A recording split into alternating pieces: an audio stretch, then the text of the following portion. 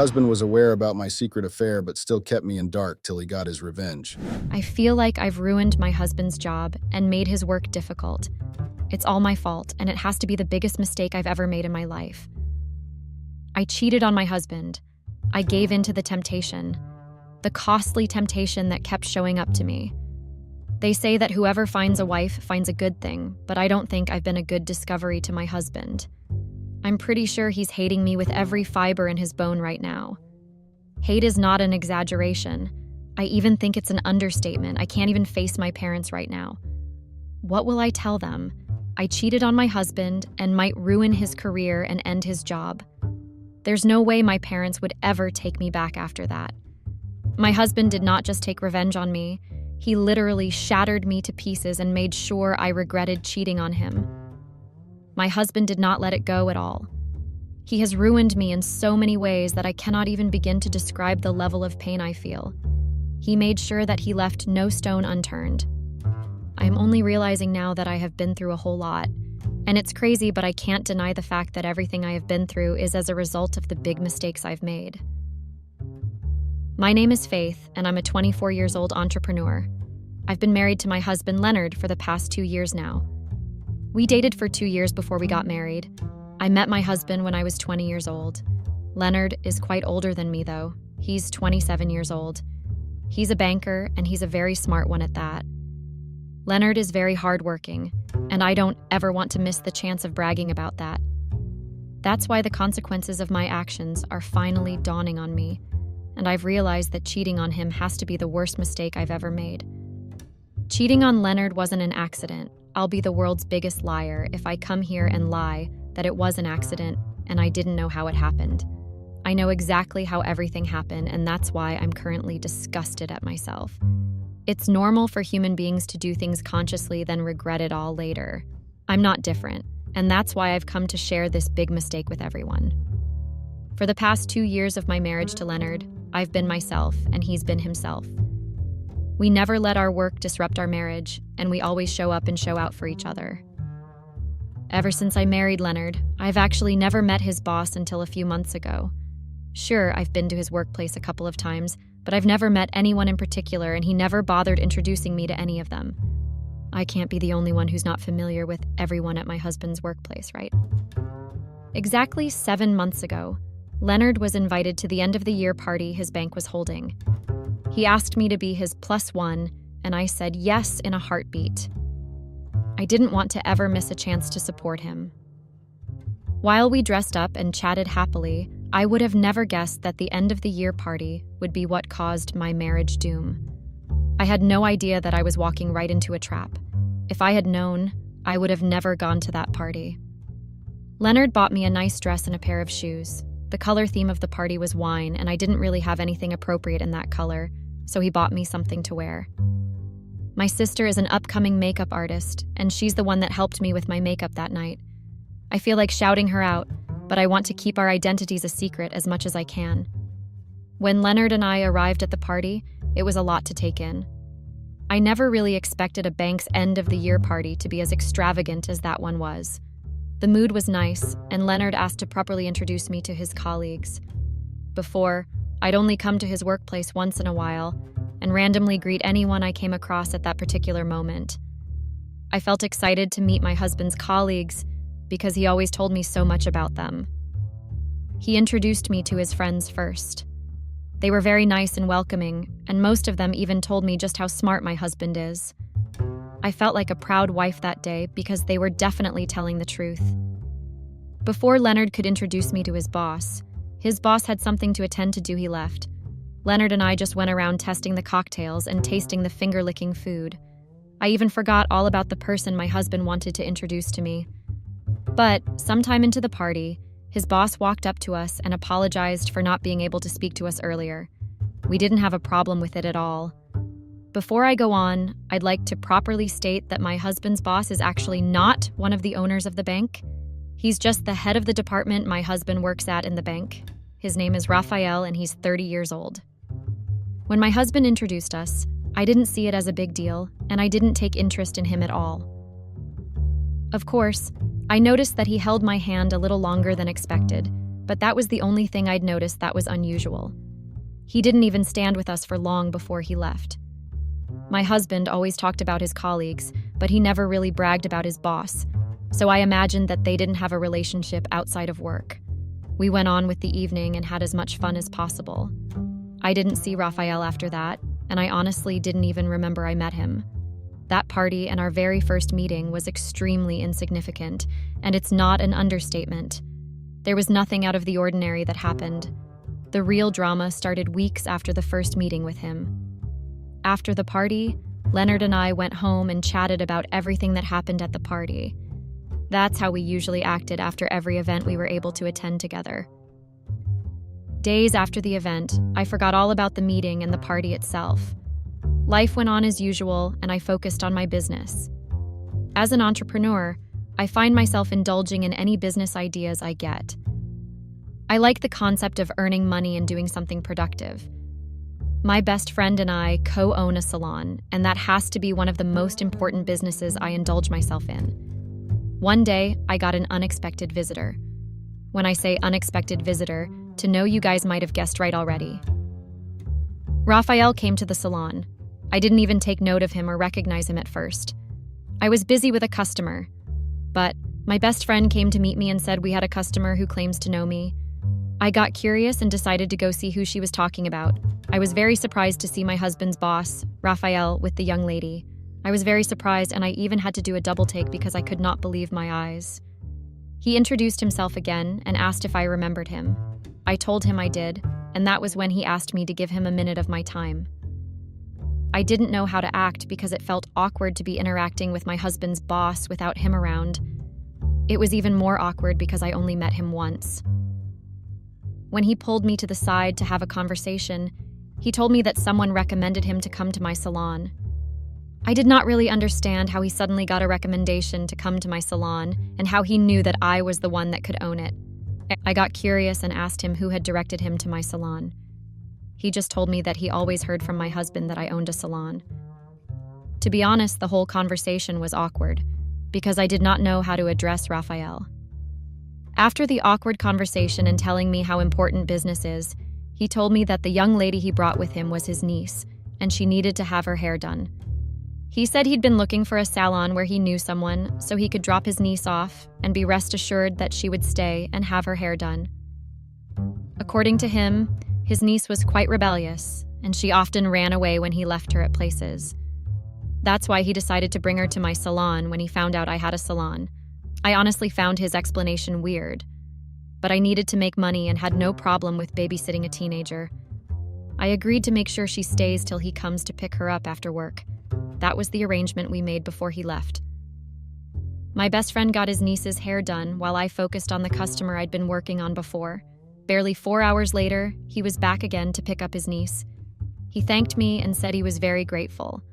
I found his pleasantries weird because it was not a big deal that I let his niece stay at the salon for that long. Many people did that before and it was never a problem, but I accepted his thanks and told him that it was not a big deal. I just labeled the incident as pure coincidence. I did not want to think much about it because it was not a big deal. My best friend and I were actually happy because we felt like our salon was popular, lol. Only if I knew that what I thought to be a coincidence was not even a coincidence at all. When I got back home that day, I contemplated telling my husband what had happened. It was not a big deal, and I always had customers at the salon, so I didn't know if it was necessary to tell my husband. But after some time, I decided it was best I tell him so that he could thank his boss on my behalf. I wanted to properly thank him for patronizing me, and so I decided to tell my husband. When I told my husband, he did not see it as a big deal either.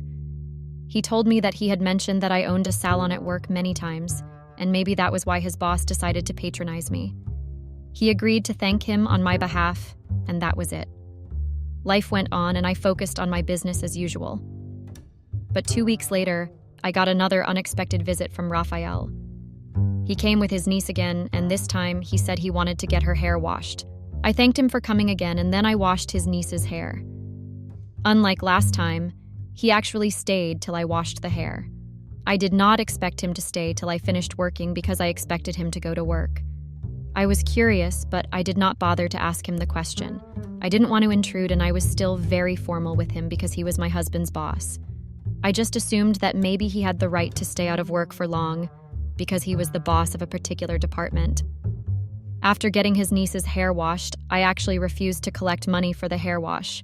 Her hair wasn't even that dirty, and I did not have a lot of work to do.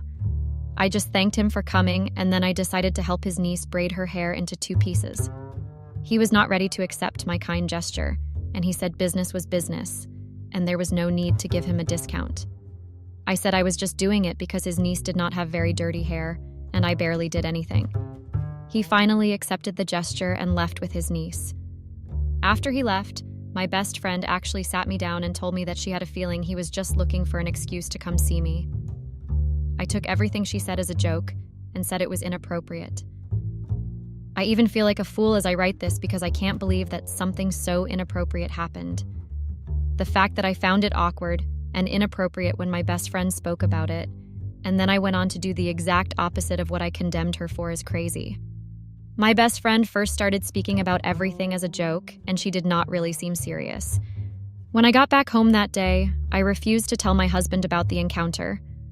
I felt like if my best friend made a joke about him just coming to see me and using his niece as an excuse, my husband could have felt the same thing. I didn't want to bring up unnecessary ideas in his head, so I decided to keep the information to myself. After that day, I did not see Raphael for up to 1 month.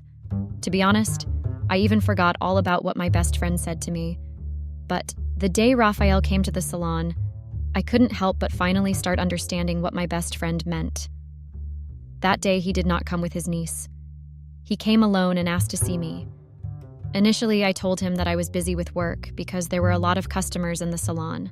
I initially thought that I would be able to send him away because I felt uncomfortable speaking to him in private. That's why I said there were too many customers in the salon and that I was very busy. But to my surprise, he offered to wait for me till I was less busy. That really got me surprised because I did not expect him to offer to wait for me. I assumed that he would be very busy with work and did not have any time to waste. But that wasn't the case because he did not have a problem with waiting for me. I decided to intentionally waste his time and see if he would eventually get hard and leave. But he did not leave, guys. He stayed till I finished every single customer's hair. My best friend told me to decide and told me that she was right. She told me to tread carefully and that she could already see that he was looking for something. Her words confirmed all the fear I had in me, and I knew that something was going on. I finally went to speak to him and asked him why he came to the salon. He sensed that I was not really in a good mood and noticed how awkward I was asking. He told me that he was sorry for coming to my workplace suddenly, but it was important. I can't even begin to explain the level of awkwardness and shock I felt as he stood in front of me and spoke to me. My best friend had already put ideas in my head, and I knew that whatever was going on in his head could not be good at all. He told me that he could not stop thinking about me since he saw me at the party when my husband introduced us. He said he'd started looking for ways to meet me again, and that was why you asked around till he found out where my salon was. At first, when he started speaking, I tried to end the conversation and act like I was not listening to him. I was trying to give him the benefit of doubt and make him correct his words in case he had been making a mistake. But he refused to do that. He seemed to be very confident in what he was saying, and he did not change his words. I felt very weird, and I did not know what to say. That was the first time another man was speaking to me in such a way since I had gotten married. And it made me more uncomfortable that the person talking to me like that was my husband's boss. I told him that it was inappropriate for him to be speaking to me in that way. I said I would pretend like I did not hear everything he had said and pretend like you never came into the salon that day. That's what I told him, guys, because I did not want to disrespect my husband. But it seems like I ended up disrespecting me in the worst way anyway. Even after what I said, Raphael did not make a move to leave. I asked him to live politely again, but he refused. The only way I was able to make him leave was when I threatened to call my husband. He left immediately, but not after giving me his business card. Even though everything was surprising and it all felt like a bad dream, I knew that there was not anything good that could come out of entertaining Raphael. He was just infatuated and wanted to use me as his way of entertaining himself. I'd seen many movies about such situations, and I didn't want to fall prey to it. That's why it even hurts me most, now that I ended up falling prey to it, even after all the ways I tried to resist. I don't know how to tell you guys what I did when I got home that day. I know I will be judged and called several names, and I honestly do think I deserve it. I didn't tell Leonard what happened at the salon. It was mainly because I knew that telling him would raise his suspicions. I found it very embarrassing and awkward, and I didn't want him to have a bad working environment at work. That's when I realized that Raphael knew very well that I would never tell Leonard what he did, because I knew that he was Leonard's boss at work. He knew that I would try to protect Leonard at work, and that was why he was very confident. And I don't want this to get so long, so I'm going to start telling you all everything in the most flashy way possible. After that day when Raphael told me his intentions, he kept coming to the salon every week. It was a very consistent visit, and even my best friend noticed. She advised me to talk to Leonard about it, but I refused. I chose to keep quiet about it. Maybe I actually liked the way he kept coming to the salon. I'm very ashamed of myself because I refused to tell Leonard about any of it.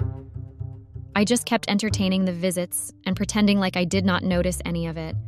My best friend warned me several times, but I refused to listen to her. So guys, Raphael did not just come empty-handed. He kept coming with gifts and several things. I don't know why or how they decided to be consistent. Less than a month after he started coming to the salon consistently, I foolishly started making conversation with him. Because I also work on the weekends at the salon, Raphael was able to come to see me on the weekend because he was not at work. Whenever he came over, we would spend hours chatting about random things. I didn't really know what I was even doing. I can't deny the fact that I kept indulging him in several ways. Weeks after he started visiting and I started indulging him, he started inviting me over to his house, and I went. I never told that my husband noticed anything. I'm very ashamed of myself, and I can't believe that I stooped so low. It was the only one of those visits to Raphael's house that things got to another stage, and that was when I officially cheated on my husband. Immediately it happened. I finally got to my senses and ran out of his house. I was so disgusted with myself that I took several showers after getting home. I felt like I committed the most outrageous thing, and in a way, that is the truth. I cheated on my husband with his own boss. There's nothing I could say to justify what I did, and that's why I know that I got everything I deserved. After the incident at Raphael's house, I stopped going to the salon for almost 1 month. I blocked his number and tried my best to avoid anything related to him. I didn't even let my husband touch me for days because I felt very guilty. It was very bad, but I am sure that I deserved everything. The guilt I felt was just the tip of the iceberg. The revenge that my husband ended up taking has to be the worst. He did not let me go easily, and he got a very bad revenge. I know that I shouldn't have expected anything less. I know that I had a very good marriage and there was nothing wrong with it.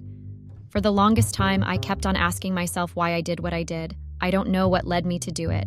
I held out for a very long time and I did not want to give in, but I ended up giving in. Even when he started coming to the salon regularly, I just kept telling myself that it was a temporary thing and I was just trying to keep myself entertained. But now I know I have just been making an excuse to lead myself into cheating on my husband. I've been slowly giving in without even knowing it. I acted like it was just a temporary thing, and I was just trying to humor myself, but it was all a lie. I can't keep lying to myself and pretend like I did not know where everything would have ended up. Why else would I entertain a man that clearly told me that he had feelings for me? I'm not a child, and I obviously knew that there was something you wanted from me. And I foolishly ended up giving to him at the detriment of my marriage, self-respect, and loyalty. Even while I was burying myself in my self-guilt and self-pity, I never imagined that my husband was aware of everything. I didn't know that he was aware of everything that had been going on. I thought that I was leaving him in the dark and that he would only know when I finally confessed the truth to him. I will be completely honest, because I am not trying to sugarcoat anything. If I am asked whether or not I actually planned on telling my husband the truth, I'll honestly say that I never thought of it. I knew that the truth would eventually come out one way or another, but I never really had the courage to tell him. That's why I know that I deserved everything you did to me. I kept lying to his face and pretending like everything was okay. It's even more scary that my husband knew the truth and found out on his own that I cheated on him with his boss. If you are wondering how he knew and how I found out that he was aware, I'll tell you now. I remember telling you at the start of this post that my husband is a very smart person. When I told you all that, I meant every word of it. He's very smart and attentive towards his environment, and there is no way you can hide anything from him. He notices every little detail, and that's how he was able to discover that something was wrong. Exactly 2 months ago, I got the shock of my life when Leonard did something very outrageous. Like I told you all, Leonard is a banker, and it only makes sense that I would save my money in the bank he works at. He's also the one that does my taxes for me and sorts everything out. Everything regarding my finances is done by my husband because he's a banker. Lol. I just stupidly made sure he was in charge of everything. He's even the one that helps me save. When I first got married to him, I was a very reckless spender. I'm not trying to say that I earned a lot of money. I ain't just the normal income, but I was a very reckless spender and I bought everything I saw. But when I married my husband, he started teaching me the art of saving. He taught me about finances and how to be a better entrepreneur. His advice really helped me, and that is why I started making him in charge of most things regarding my taxes and savings. Call me stupid, but there were even times when I would keep my money with him in case I was tempted to spend it. I was never worried because he had his own money, and he always returned it to me when I really needed it. Sometimes he would even reward me with some money when I saved a lot of money. I never imagined that the mutual trust we had would end up making me lose everything. I suddenly got a huge debit all right one day. Like I said, I'm an entrepreneur, so most of the money from my business is saved in the bank. My husband knows my PIN, and he's even the one in charge of most of my finances, like I said. I always save money with him sometimes, and the money is kept in his bank. On that particular day, all my money was gone. There was literally nothing left for me anymore. It felt like I was literally saying stars, guys. I was at the salon, and I practically bolted out of the salon and ran home. I didn't need a seer to tell me what had happened to my money. There was only one person who knew my PIN and was in charge of all my money. I knew that it had to be my husband who took the money, and I was not wrong. When I got home, he wasn't home, so I had to wait for him to return. When he came back, I proceeded to ask him what had happened to my money, and that was when I got another shock of my life. My husband slapped me hard on the face, and I fell back in fear. The rage and anger in his eyes gave me goosebumps, and I swear that I can still see the image of how angry he had been.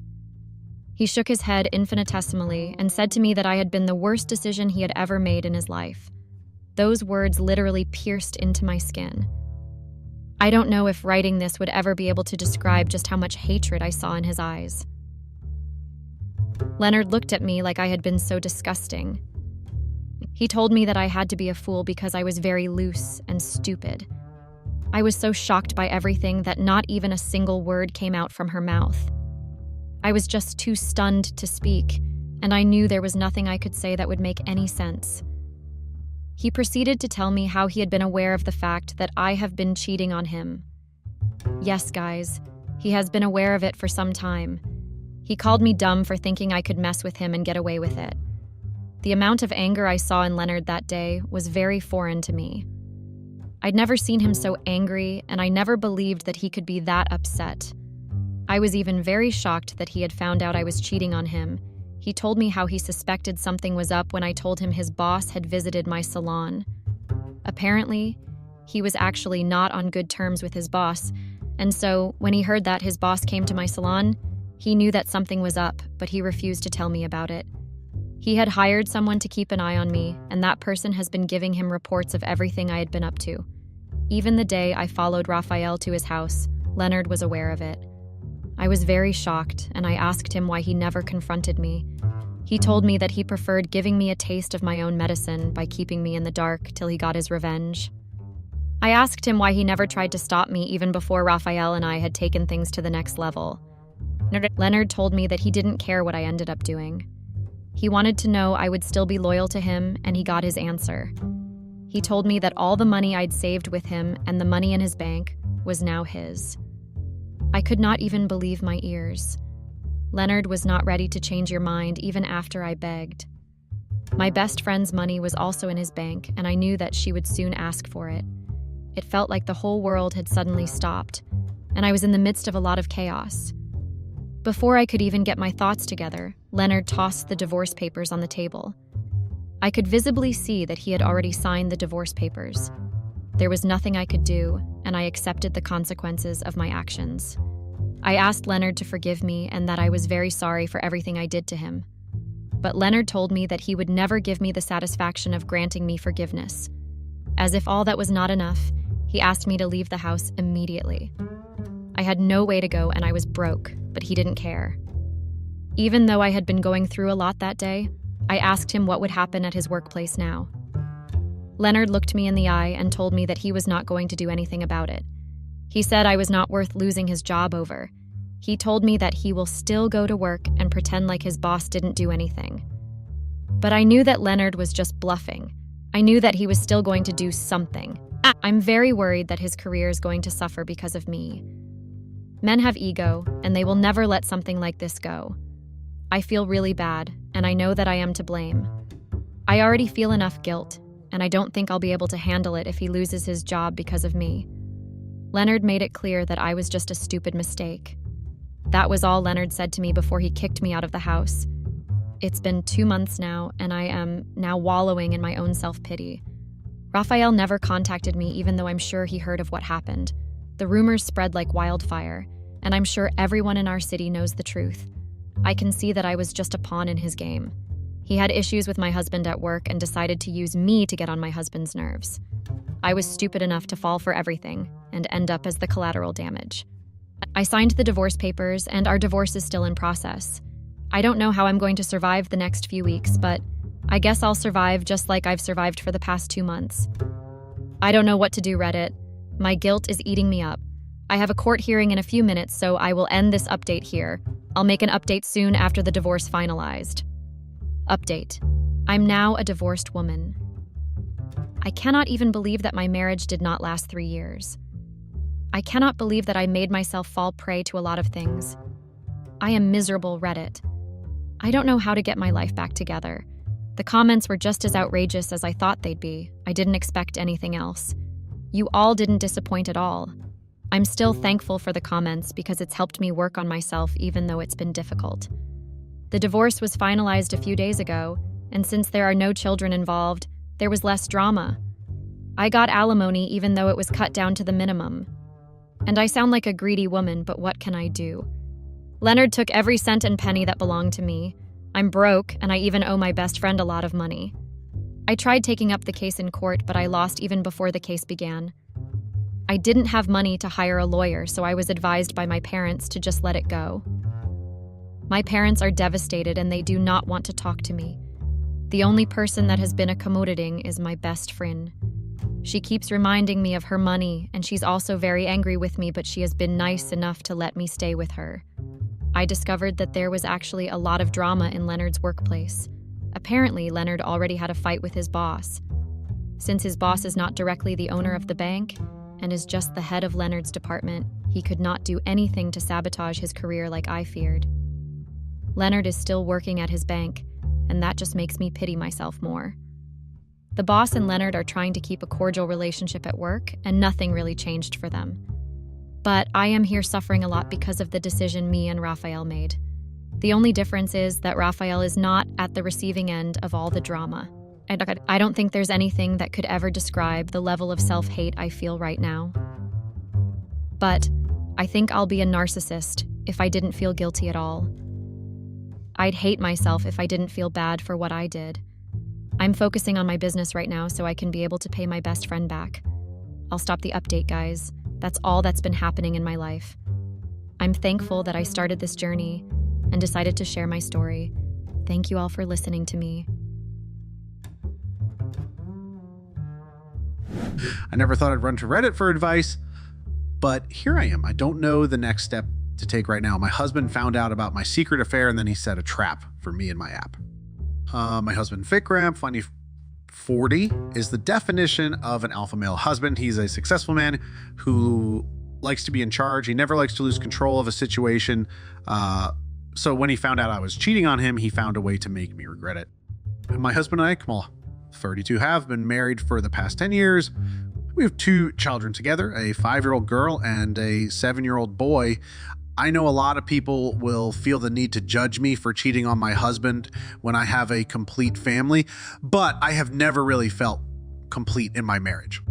Marriage is supposed to make one feel complete, happy, and content, but I have never really experienced any of these things with my husband. Happiness became a strange feeling to me almost every day. The only light I was fortunate to see was the birth of my 2 children who completed me in a way, but even that too wasn't enough. When my children go to school, I'm welcomed by that feeling of emptiness all over again. It's not helped that the husband I married does not even notice that. He's a perfectionist who's focused on being at the top and keeping his 6 figures constant. I needed more, so I had to search elsewhere. It was a decision that took a lot of courage and self-doubt, but I had to do it for myself. What I never expected was the consequences that followed. I am a mixed woman from Mumbai, India. My mother is from Canada while my father is from India. Growing up with both ethnicities was a little bit of trouble for me. On one hand, I had my strict father who restricted almost all my activities, and on the other hand, I had my strict mother who did not want to restrict my activities just to spite my father. Yes. I practically grew up in a broken home with barely any love and attention. I grew up doing stupid things just to see if my mother would look into my eyes and tell me how much she cared for me. None of that ever happened. My father, he practically ignored my existence every single day. When I was old enough to get married, my father insisted that he would arrange my marriage for me. I did not want that. I just wanted to go to college, a place far away from my parents, then get my freedom and fall in love with a man I actually like. But none of those desires came true. I was to do exactly what my parents wanted me to do. I could not run away. They would have found me. My father worked at an airport. Of course, he had connections. How would I board a flight and not be seen? I had been desperate to get away, but I was not stupid. I ran to my mother for help, but she told me there was nothing she could do. The first and only time my mother was not ready to fight my father was when I needed her to fight him the most. She turned her back on me and did not look back. The first meeting with Vikram and his family was one of the most depressing moments of my life. Even though I knew I was getting into an arranged marriage, I still expected my husband to show me some sort of friendliness. Instead, Vikram was guarded. He did not even try to impress me. Yeah, I was dressed up extravagantly and forced to take etiquette classes so I could make an impression.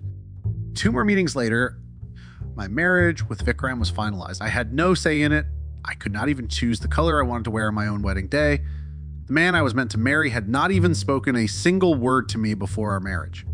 Like I felt suffocated because I began to feel like I didn't truly deserve to be happy. I always thought my marriage would make up for all the happiness I lacked as a child. Vikram was good looking and wealthy, but none of that really mattered to me. I wanted to know who he was inside. I wanted to connect with my husband on an emotional level, but Vikram did not look like someone who was ready for that on our wedding day. My parents pulled me to the side and warned me not to do anything to ruin the wedding. They were afraid I'd change my mind and run away. I felt like laughing at that very moment. I thought they wanted to at least hug me and tell me how much they'll miss me. Even if it was a lie, I wanted to hear them say it. None of that happened. All I got was threats and unnecessary talks about being a dutiful wife. After the wedding, I was told that Vikram and I were going to move to Australia. Yes, I was only informed after the marriage. No one told me I'd be moving before the wedding. Maybe they thought it wasn't important since my opinion would not matter anyway. And my wedding was horrible. My wedding night had to be miserable. I was a virgin. Yes, I was a very shy virgin who hadn't even kissed a boy's cheek before. I did not know what to expect that night. So I was a nervous mess. When Vikram and I got to our hotel room, he just turned off the lights and went to sleep. No, I did not feel relieved. I felt stuck. It's not because he did not touch me. Didn't even know anything about sex back then. What hurt me was the fact that the man I married could not even start a conversation with me. I tried talking to him on our way to the hotel that night, but I could just tell that his replies were forced and uninterested.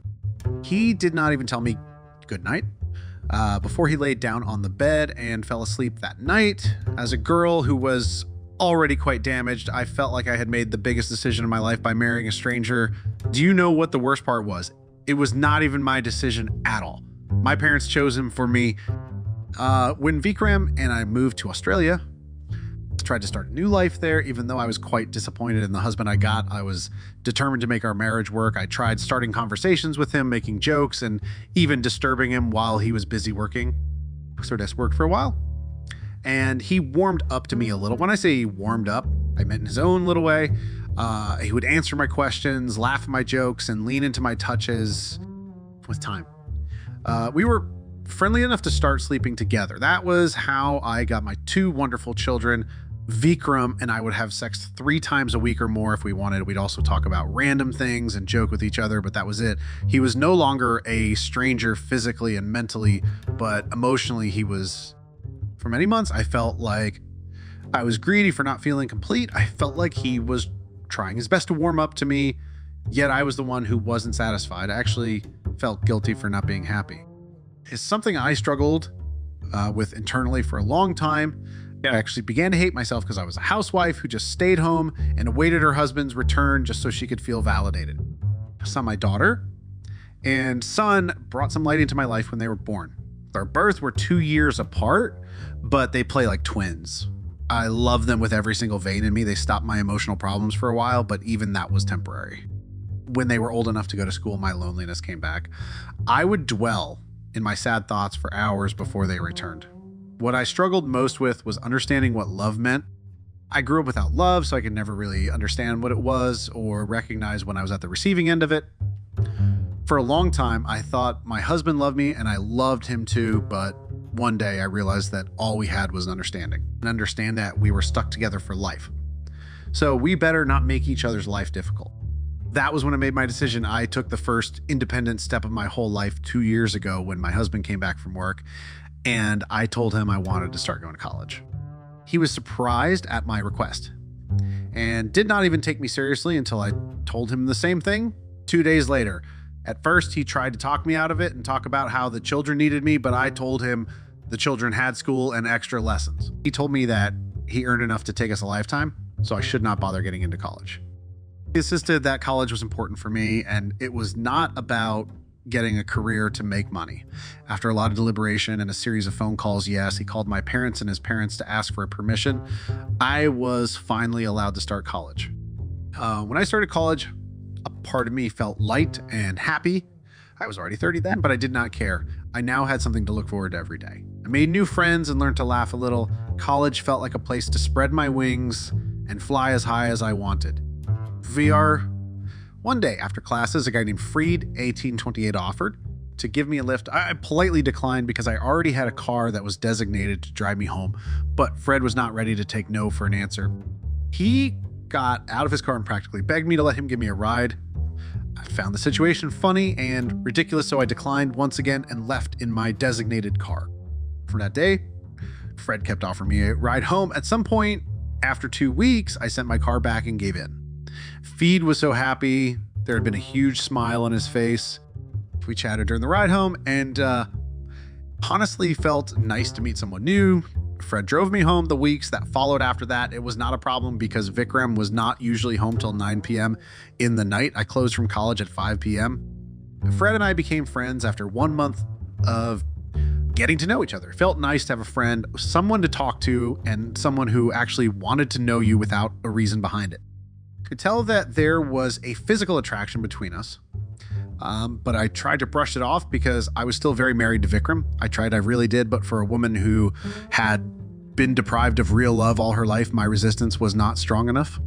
One day, Fred and I kissed in this car. From that day on, we exchanged kisses in the car, from kisses to tight hugs, then smooching on day sex.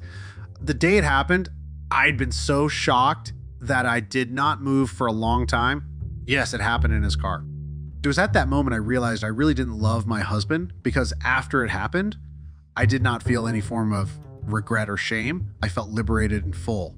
I liked it so much I was not afraid to do it again. Fine.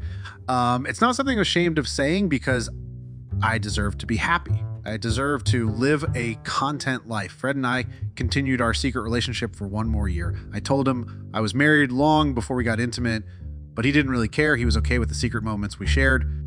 Began to smile more and live life more purposefully thanks to Fred, but one day it all broke into pieces. On this fateful day, my designated driver came to pick me up. It was an unusual occurrence because I had asked him to stop coming since I usually went home with Fred. The driver insisted and told me he had to drive me home that day. Fred had invited me to his house, so I did not want to disappoint him. I refused to follow my driver and went to Fred's house. My husband was on a business trip and my kids were at Vikram's sister's place, so I did not plan on going back home. Fred cooked dinner for both of us, lit candles, and played some very nice music. It felt like I was in a dream, and to be honest, I didn't really want to wake up. I felt genuinely happy after a long time. I liked the feeling of content I had in that moment. I shared with Fred. I knew what I was doing was wrong, but everything that happened to me in my life had been wrong. I wanted to be selfish for once in my life. I wanted to choose myself, and I did just that. I had a passionate night with a man that was not my husband. The next morning, I woke up in Fred's t-shirt. I was thirsty and went to grab some water to drink from the kitchen. I remember hearing a knock on the door. And when I opened the door, I was shocked to see Vikram standing there. He looked like he could kill me at that moment. I was too shocked to move or say a word. I could see the anger in his eyes that day. The way he glared at me and pushed me out of the way. Fred ran downstairs to see what was happening, and that was when he met Vikram.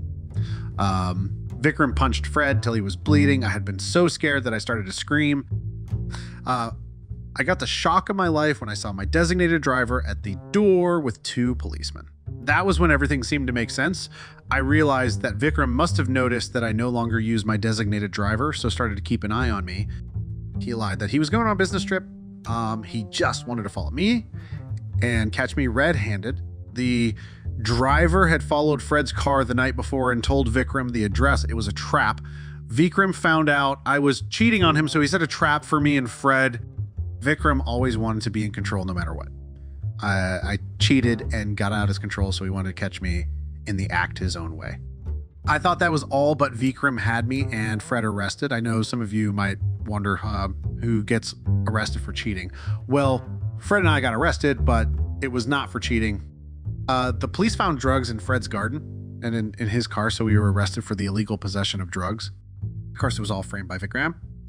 Fred had a heart condition and could not even smoke. How did drugs suddenly appears? And then Vikram was right there to notice it. Our explanations fell on deaf ears and we were detained for 3 days. It was Fred's friend that got us out on bail. That was 2 months ago. Vikram sent me packing and I was served with divorce papers immediately. The only thing I'm worried about now is my children. They mean a lot to me. I don't want Vikram to get full custody in court. What should I do? Should I beg him to take me back for the sake of my children? Please help me. Update. So it's been a year and I decided to add an update since a lot of people read my story. Fred and I are still together. I live with him. I'm still in college trying to finish up and get a job. Fred has been helpful and he's been taking good care of me. Vikram tried his best to get full custody of our children. He even used his wealth, but the court concluded that the children needed me in their lives. We now co-parent cordially and try to maintain a civil relationship for our children. My parents called me just to disown me over the phone when they found out what happened, but I didn't really care. They were never really loving parents to begin with. The first few months after getting caught were horrible, but I took each day seriously and fought my way out. My life is not perfect, but at least for the first time in my whole existence, I chose myself. That's all that matters to me. I now understand what care and love means. I'd rather live a fulfilled life with nothing than an empty one with everything. I lost my wealthy husband, but I got my peace and happiness, which is priceless. I hope my journey to freedom inspires someone else. The journey ends here, guys. Goodbye.